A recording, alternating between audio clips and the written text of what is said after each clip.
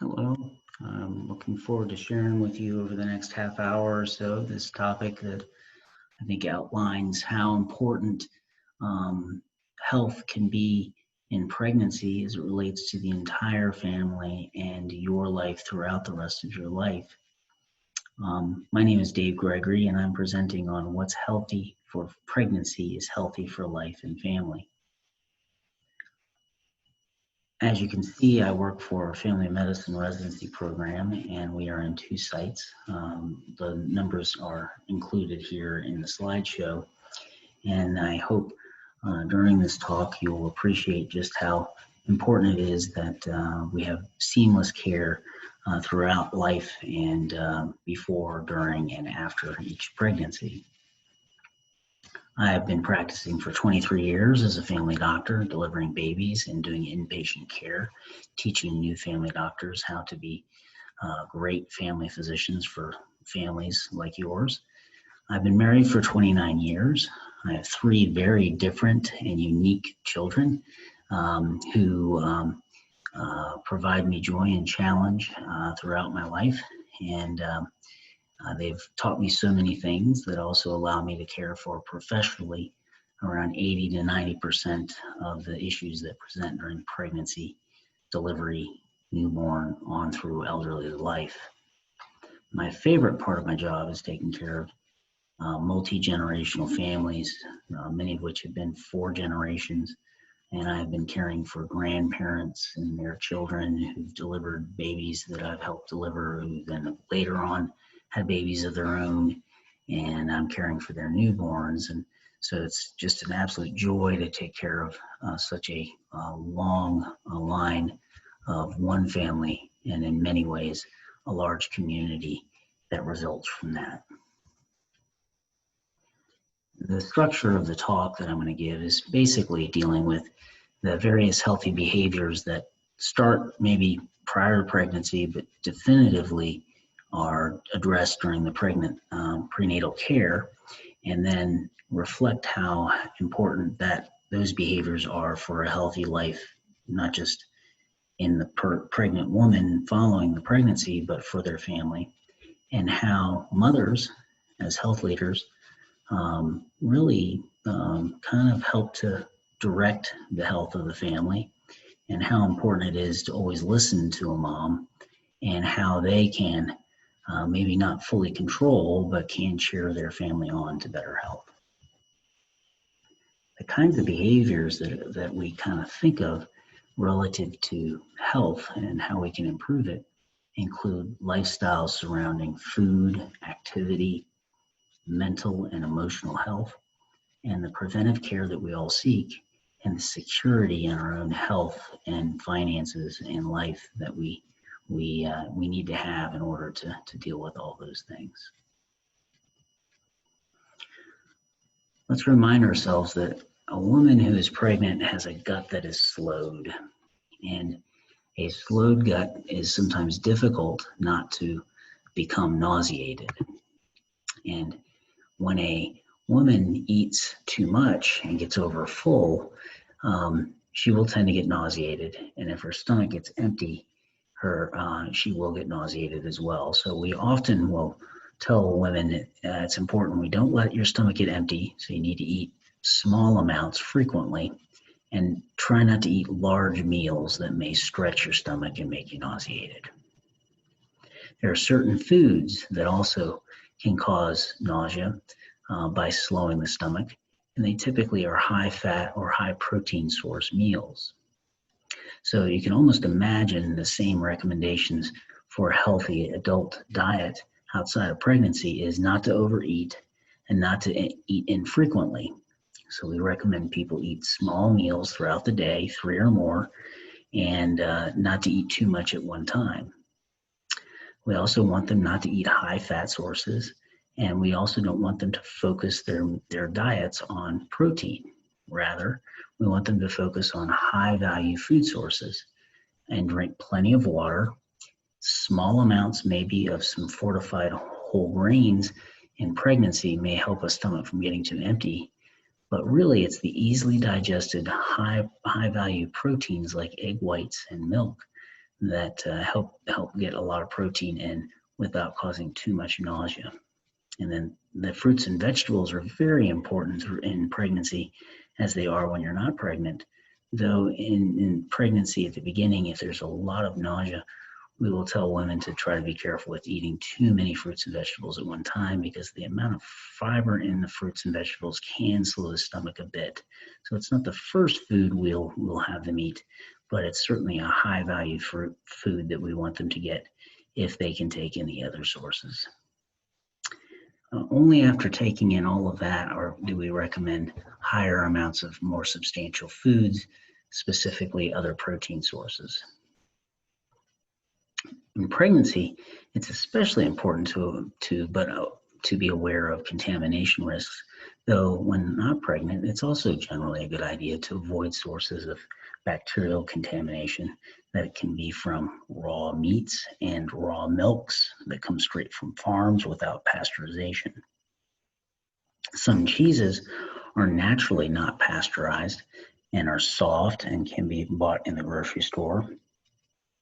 Things like Gorgonzola, as an example, should be avoided during pregnancy due to a bacteria called Listeria that can get into the cheese. And then there is also an avoidance of eating too much deep sea fish, not just during pregnancy, but in general, because deep sea fish can concentrate over its life cycle the amount of mercury taken in by other fishes that it has eaten, and then have a large amount compared to smaller fish in the sea of mercury. Generally, about 4 ounces or no more of these deep sea fishes per week is appropriate. But as you can see, the food lifestyle choices in non-pregnant states is very similar. And so if you begin eating a healthy lifestyle during pregnancy and you maintain that lifestyle following delivery, generally you're going to have a pretty healthy lifestyle for food. Again, reminding yourself that not eating too infrequently, meaning eating three meals, a couple of snacks through the day, will help you maintain your weight, will help you spread out your calories, and just being careful with the types of foods that you eat, the proportions. High value foods, only about a half of your plate, about more than half the plate should be fruits and vegetables, and about a quarter of the plate should be lean protein sources, and then less than a quarter should be starches. In the US, we tend to eat too many starches, and this is something that we need to kind of be careful with. But if you're going to eat it, it should be relatively whole grain sources, not highly processed grains. And then kind of in general, thinking of the concept of eating more grown foods and less processed foods. Now, another part of a healthy lifestyle is our approach to activity. As you probably know, the U.S. is not known for having a high activity lifestyle, spending a lot of our hours and such behind a computer or in front of a television on our off days. And so as a result of that, we sometimes become fairly unable to deal with the stresses of physical work. It's more than that, though. Physical activity and a lifestyle of improved activity improves and prepares our body to deal with the stresses of illness and injury, as well as prevents injury and illness through its strengthening of the muscles and the deep tissues and just the immunity on hormones of our body. As a result of activity, we can also improve the chances of avoiding chronic diseases like high blood pressure and diabetes. Now, in the pregnant state, you might be saying, well, is it important to be active, or what should I be doing? Well, ideally, before one gets pregnant, it's best to get into your best fitness, because when you become pregnant, what we generally recommend is maintaining your best fitness. And then planning following delivery that you get prepared for that new life in your life and start planning for making time for yourself so that you can ensure with that added life and time that you still are able to maintain your best fitness with continued activity. Now, the type of activity that gets you into the best fitness generally is in three ways. One is through aerobic health, which is kind of dealing with your heart's ability to pump and respond to the stresses of blood flow, as well as resistance activities that increase the strength and mass of your muscles and bones, and balance activities that help prevent falls as we deal with the neuromuscular balance of the body. Aerobic health is best achieved when we get to about 150 minutes of out of breath activity per week, or approximately 20 plus minutes per day. That kind of activity allows our heart to develop enough blood flow, enough strength to the muscle, and ensures that the hormones of the body respond well so that the heart can deal with stress. And resistance activities can be done in a lot of different ways with, say, stretchy bands or dumbbell weights or free weights or even just that calisthenics. But the whole idea of this is to ensure that muscle mass is maintained so that strength is maintained and the soft tissues of the ligaments and tendons is supported to prevent injury during falls and such. To prevent falls, there are a variety of activities that are used. As we were much younger, we might have been doing skateboarding or surfing. Though as we get older, those activities are more injury prone, and we may choose things such as Tai Chi or yoga to try to maintain our balance and stretch and reach. Well, we wouldn't be talking fully about about people if we didn't talk about mental and emotional health. And when we talk about that, we're talking about more than just how we think and how we feel. We're talking about how we live and how we respond to stress. And sleep and fatigue mitigation are part of that, as well as just how we approach mindfulness and spirituality to focus and think of things beyond ourselves. It includes things actually outside of ourselves, such as our family and our friends and our support system. And so as we think about these things, it's important to remember that pregnancy has unique stressors that mean that these things are important. In preconception, it's ideal that we were potentially to kind of time a conception to when we have the most amount of support for our needs and we are at the best point of our emotional state to deal with an upcoming stress of pregnancy and possibly new life.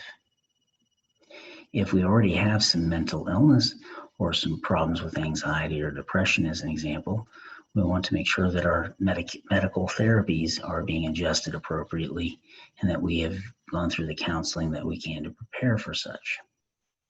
And gathering those supports that we have in our family, friends, neighbors, and such to help us prepare for any needs. And then obviously avoiding the substances which potentially we could already be having some problems with. During pregnancy, we want to confirm that not only those supports are available, but they know what their roles are, and we can actively screen for things like depression, get help if perhaps you're feeling down or especially stressed, to help stave off any need for crisis intervention, and then maintaining avoidance and abstinence from those substances. And then following pregnancy, because there's a new life, new stress is still there. Sometimes health and emotional and mental health can be regressing.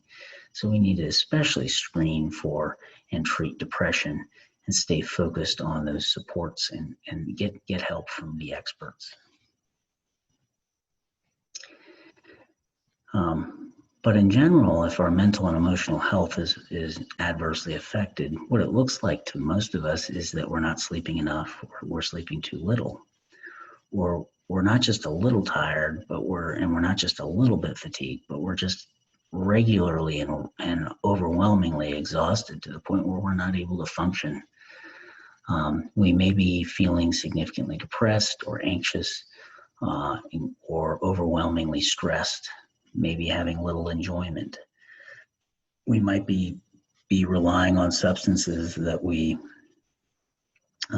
should be avoiding, or we might be having poor relationships or even poor bonding with a new baby.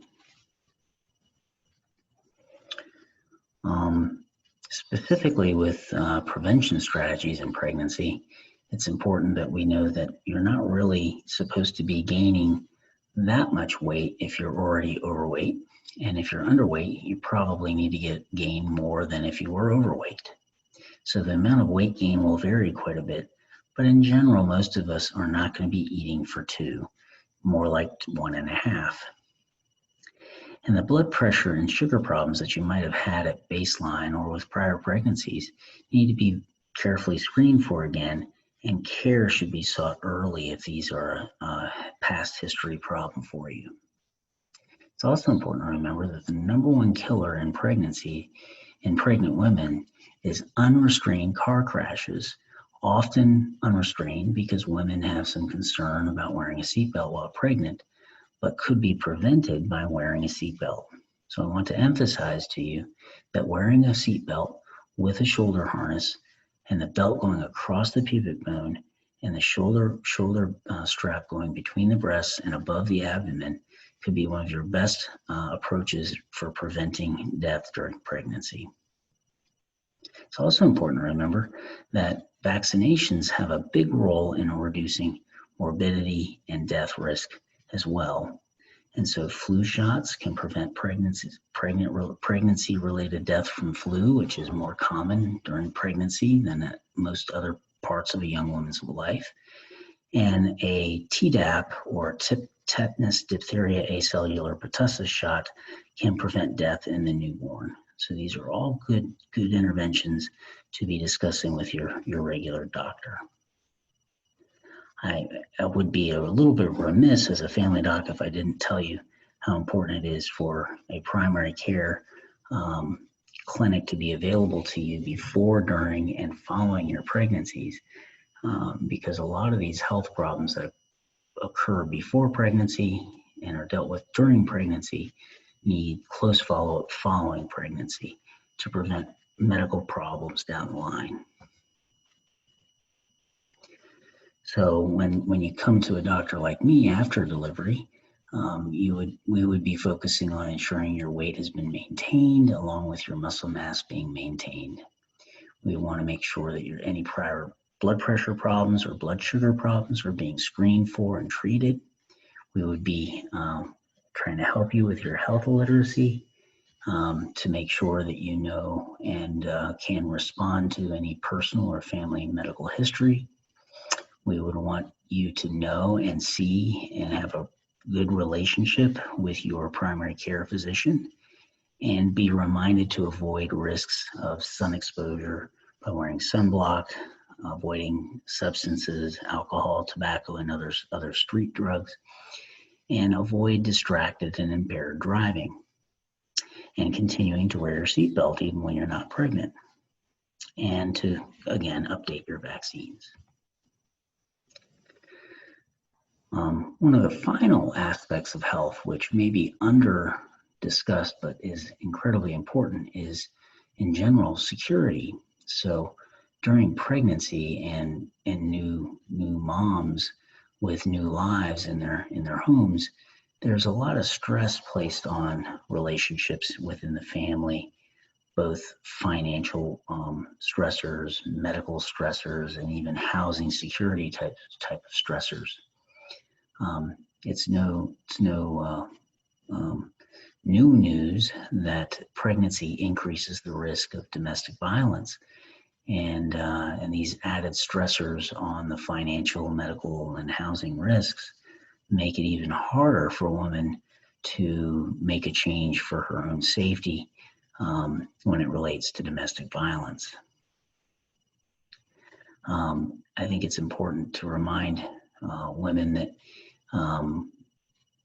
there's opportunity to seek financial collaboration in their relationships, be it with their family or their significant other. And if there are dysfunctional, dependent type of relationships that tie someone to a controlling relationship, then those are red flags for needing to find safer housing or a more functional relationship with that person.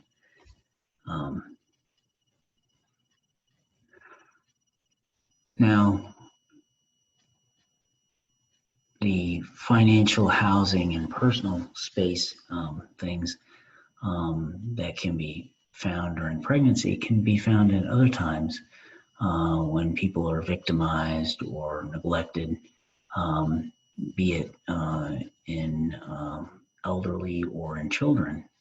I think it's important to remind everyone that a coercive relationship is not a mutually functional collaborative relationship, but is rather a dependent and dysfunctional one. So again, we should be empowering women and really all of us in each family to seek the functionally independent and or truly collaborative type of relationships. Mothers are uniquely placed in a position in our society for a variety of reasons as being kind of a family health leader. And it's kind of unusual to know that the life expectancy of women is not only longer than men, but when men or women have children, their lives are longer. If they don't have children, they're shorter. That's probably a little bit of a mixture of reasons there. It's not entirely sure why. It's not been proven that by having more children, you're lengthening your own life, but that is an association that a family of people tends to live longer than people who do not have a family. It also follows that for a variety of reasons, some of which we're not entirely sure, married men live much longer than unmarried men. Conversely, married women live slightly shorter than married women,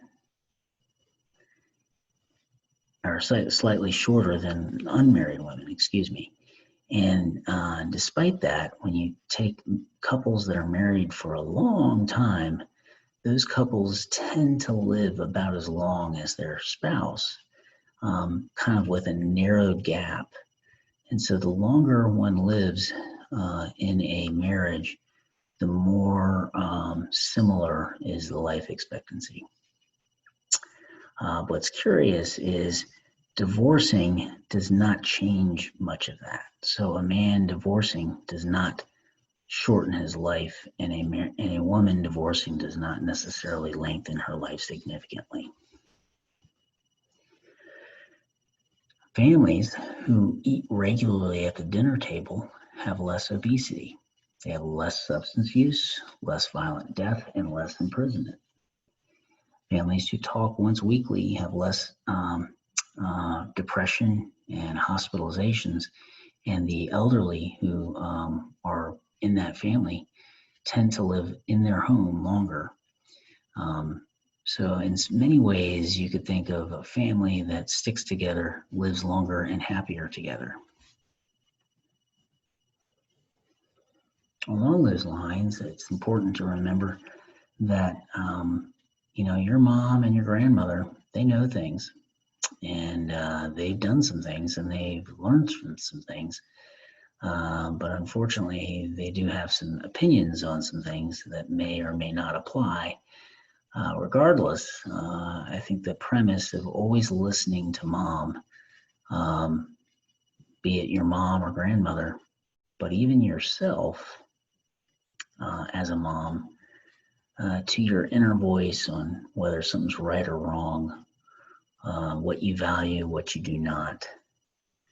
And remembering as you listen to yourself that you have power to be kind of a person to stand up for your own and others' health in your family, and to be an example for that health.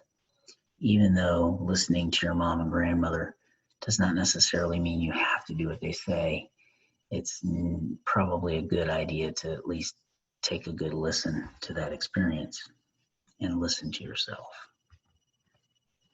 With that in mind, though, many women feel somewhat responsible for their family's health. And although there are some opportunities for stepping in and being a big resource, health is not something that someone can take responsibility for someone else entirely. And so it may be important to recognize that you can lead, but you can't control. You can be a good example for people, but you're not going to change them by doing what you do. You can share your concerns, your caring, your observations. You can praise them when they do the things that are correct for their health, but try not to punish them into some kind of functional change, because that's often has an opposite effect. Showing a family member that the confidence that you have in them to make a healthy change can often be the most powerful. Say, for instance, quitting smoking. Someone saying to you as a family member, I've known you for a long time, and I see how strong you are, and I know you can do this. That can be very powerful, but less powerful if it's more of a coercion or a pushing, and becomes a conflict. So when I say cheer on your family to healthy change, that's really kind of the role that any one of us can have, and making it a little bit easier on women in particular to know that they cannot necessarily be responsible for everyone's health. So again, back to my major message. If you do things healthy in pregnancy, and you keep on that line after pregnancy, much of what you're doing for food and activity and emotions and security and prevention will continue. You have the opportunity to lead and be an example.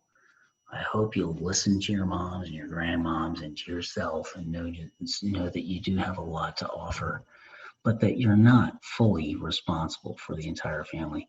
You can only cheer them on. And I want to thank you again for this opportunity to share with you my thoughts, and know that if you need me for anything, or if you would like to talk with any of my partners, would like to have our resources, our phone numbers are here, and we're available to help out with pregnancy, prenatal care, postnatal, or any stage of your life. Thank you again.